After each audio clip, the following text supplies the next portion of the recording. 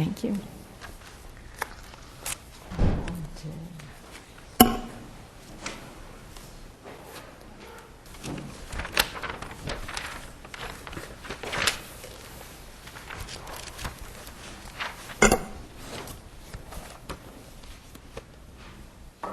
Good morning. Good morning, Your Honor. Step right up, sir. Good morning. Good morning. Uh, Now, you have until the light starts to turn yellow, and then that tells you that you have 1 minute left. Okay. You'll have 10 minutes altogether. okay. Thank you. Good morning, the judges. My name is Azubuko. Originally, I'm from Nigeria. I've been living in Massachusetts since 1984. The case before you this afternoon is in connection with my criminal conviction of assault and battery in August 2005 at the Dorchester District Court. 2 charges were made against me. One of them was dismissed. It was in the way of assault with dangerous weapon, being knife. The trial was by jury, and the presiding judge at the Dorchester District Court is by name Robert Tochika. Taking everything into consideration during the trial, I was not treated in the way I ought to be treated in keeping with the law. Commonwealth took unconscionable advantages of me. I have a law degree in law, but I have never dealt with a criminal law before. But I decided to represent myself on financial reason. And you're representing yourself today. I'm representing myself today Yes. too. During the trial, I was never, or before the pre-trial, I went to court several times, about maybe 5 times before the pre-trial. There was never a time a knife of this size was tendered as part of the charges. So when I went in for the jury trial, Commonwealth magically brought out the knife. I objected to the knife being tendered as a part of the trial. I wanted it to be excluded from the trial. But Judge Kofi was hearing the case then. He ruled against me. I told him, taking everything into consideration, or as a matter of general law, if you fail to submit a certain evidence timeously or timely, the door is closed against you. In law, that is known as representation or representational estoppel. But he decided to include the knife. Glory, the jury did not find me guilty on that.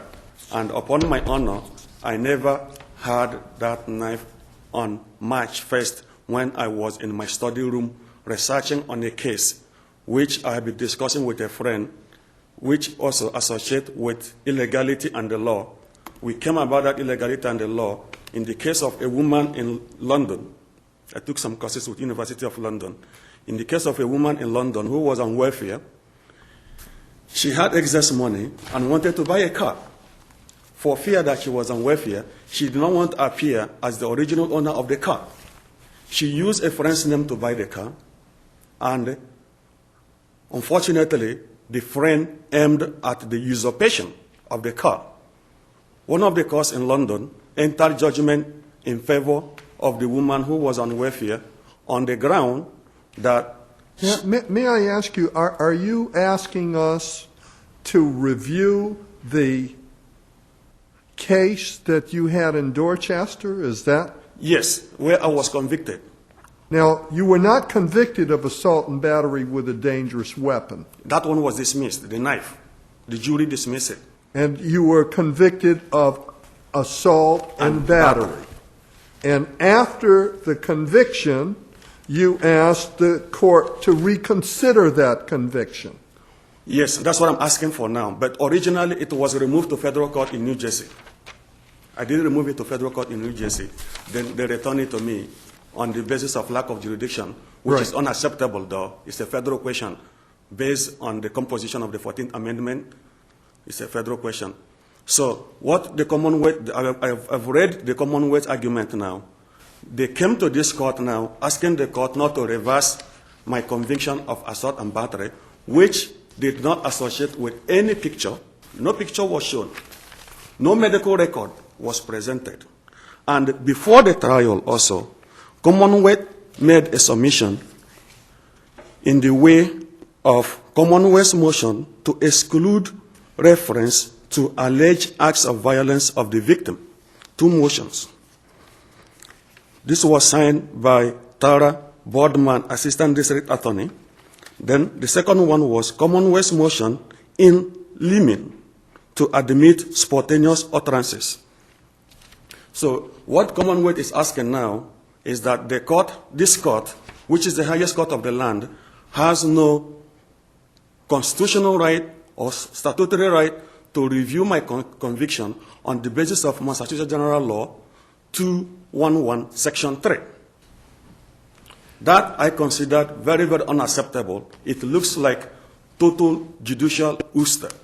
That is not acceptable anywhere in the world. But did you, I mean, you had a right to appeal your conviction to the appeals court. I did appeal to the appeals court. And what happened there? Unintelligently, it was dismissed. No reason was given. Then I came to this court. Based on Commonwealth brief, under argument, they are alluding to things now on the basis of statute of limitation and on the basis of Massachusetts General Law 211, Section 3. Statute of limitation never barred jurisdiction. It never barred jurisdiction.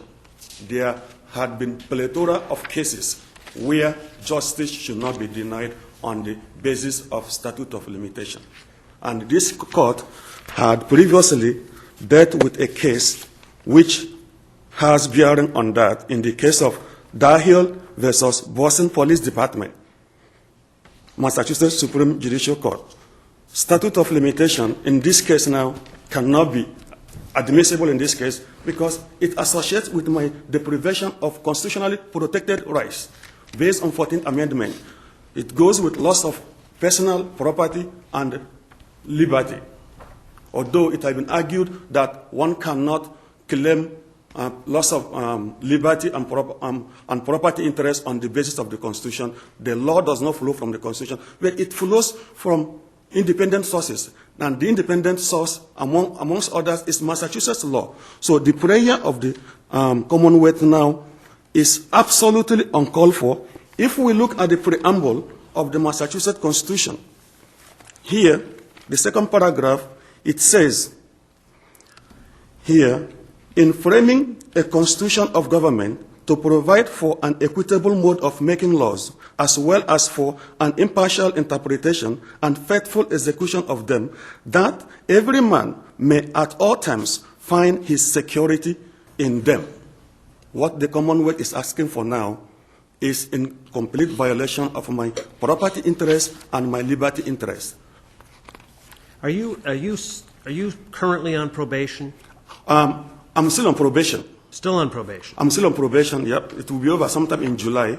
I had attended the 40 weeks battle program, which I was paying $25 every day. Then after that also, I attended a class at UMass Boston, which I graduated from, which they call Changing Life Through Literature.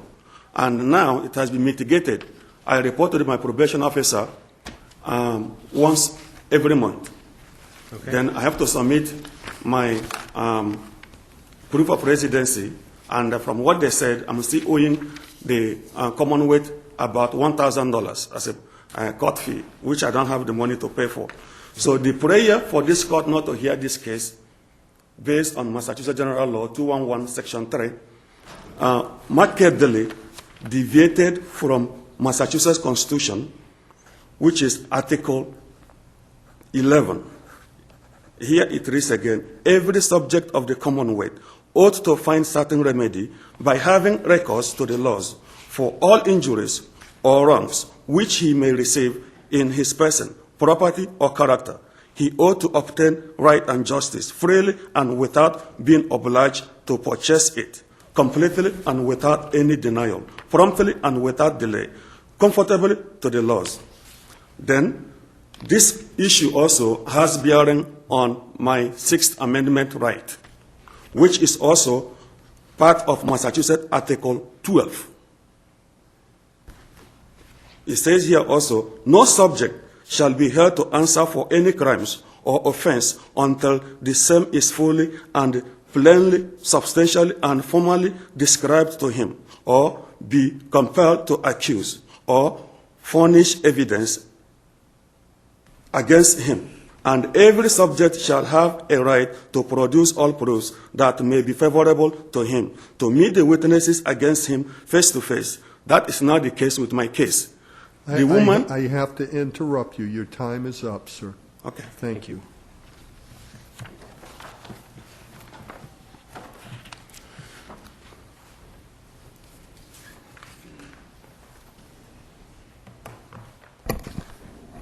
Good afternoon, Your Honors.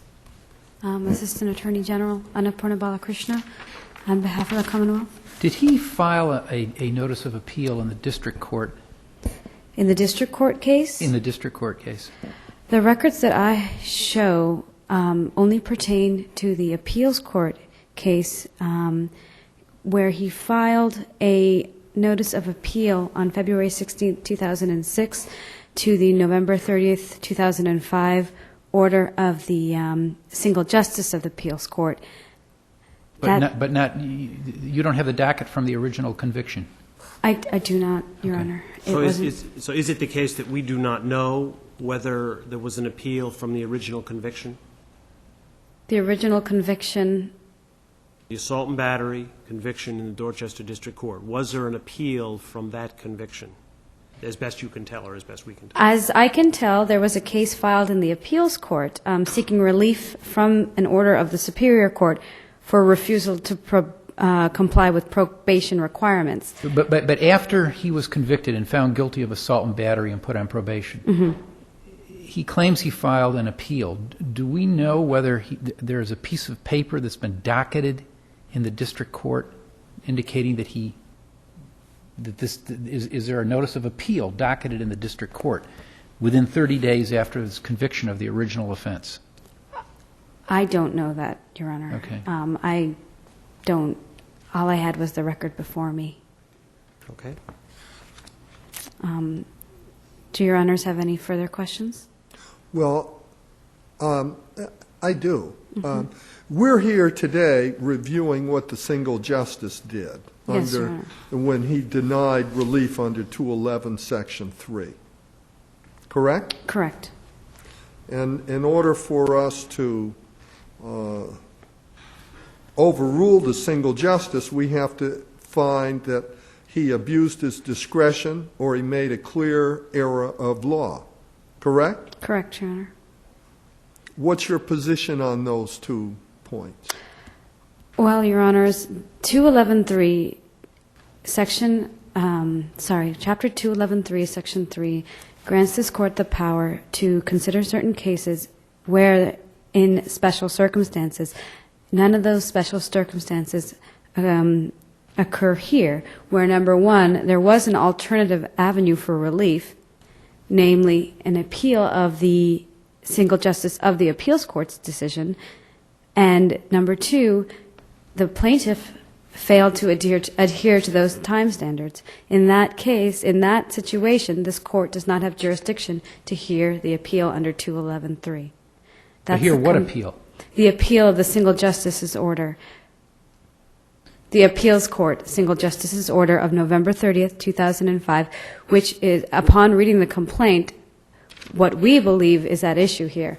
And what we don't know, though, is whether or not he filed an appeal for purposes of launching a direct appeal of his conviction. We don't know if he ever filed that document in the district court. I have not seen a piece of paper. Okay. I'm not sure the docket number is even in the complaint. When his appeal was denied by the single justice in the appeals court, your view is it should have been taken then to the full panel? That was the appropriate avenue of relief? When the single justice of the appeals, yes, Your Honor, that is our position, that on November 30th, the plaintiff had 30 days to appeal that decision to the full panel and did not do so in that time. He did so February 16th, 2006, which was almost 3 months after. So the appeal was dismissed on that basis? Yes, it was, Your Honor. And he moved again on March 1st. And at that point, the single justice of the appeals court denied it, and he moved again, and it was denied again with instructions that he perhaps could pursue his claim to the SJC under the superintendent's And that's what he provision. did. And that's And what he that's did, why Your we're Honors. here. Okay. Yes, Your Honors. Thank you. Is there any, do Your Honors have any other more questions? No, No? Thank you. thank you. Right, thank you.